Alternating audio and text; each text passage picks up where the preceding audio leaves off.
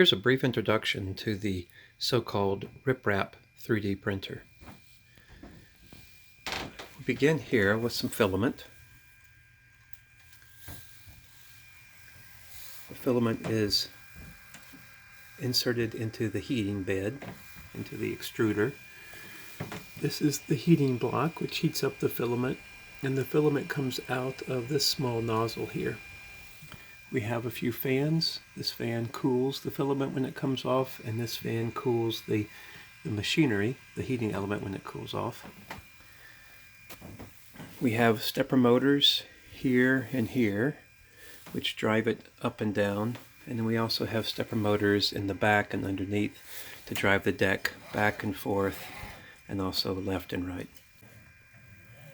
So that is with this arm here.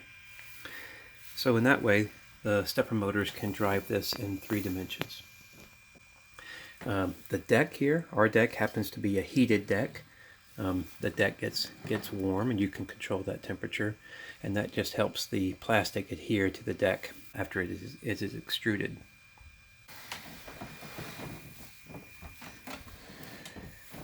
The brains of the operation is this motherboard here. And this is where all of the motors, the stepper motors and the heating elements, get inserted. What you will do is you will use a little SD card to put your prints on it, and then you'll insert the print here. We find that that's a little cumbersome, especially when you have a bunch of 3D printers lined up. So what we use is this little guy here, a little adapter extender.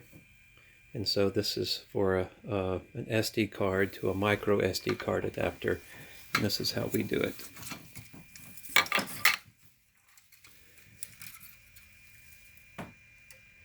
Just insert that guy, and then your card can come up here, and we'll use the adapter with the micro SD card to insert into the slot. Just makes it easier to reach and to get to. Something else to consider is the type of filament that you use. And we've gone through all kinds of different vendors, but we like this one from 3D Solutech. And I just want to call your attention to the fact that we are using PLA, which is a type of plastic. ABS is a different type. But this machine can do PLA and ABS. We prefer the PLA for a lot of reasons. And the diameter of the filament is 1.75.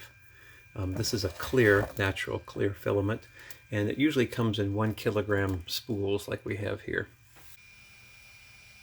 The nozzle is also something that's important to consider, and these are replaceable. In fact, every single part of this is replaceable, which is nice because you build it yourself, which means it takes some time and some effort to do.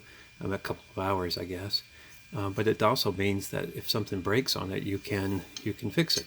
So this is a replacement nozzle, and they typically come made for the ripraps, but the nozzle size, the little hole in the top, as you can see here, focus, there you go, that little hole in the top is 0.4 millimeters, and you can get any size that you want, but it's important to know what size you get. 0.4 works pretty well. It's a nice thin bead. Something else that you really have to understand before you begin printing is how big your deck is. So if we measure this deck with a ruler, we can see that it is, the bottom scale is in centimeters, so that's 22 centimeters, which is 220 millimeters. And if we look left and right, it also is 220 millimeters. So this is a pretty standard size deck, 220 by 220 millimeters. So let me show you a few common commands, menu commands that we can use, that we often use here. One is to put this at the home position. We have these little switches here, which tell it that we have that the head has reached its left and its bottom positions. Okay, and there's also one on the back for the bottom deck. And The way you do that is there's a series of 5 buttons, a little star shape here, cross shape, and the center button is the menu. So if I press the center button,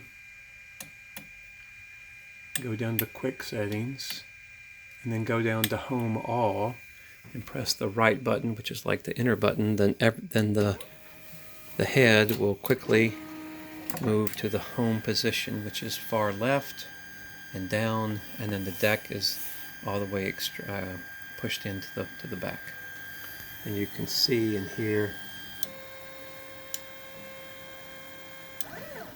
the little switches are in place, and it tells it right where it is. And there you can see that the nozzle is just above the deck.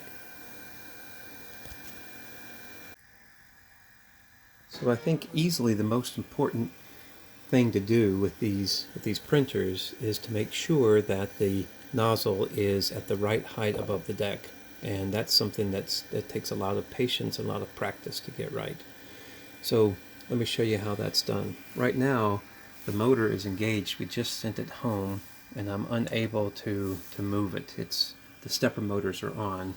So I'm going to go back here to the menu. I'm going to scroll down to Quick Settings. Down close to the bottom is an item that says Stepper Disable or Disable Stepper. So I do that. You heard the steppers maybe turn off, and now I can easily move this around, and I can move this around.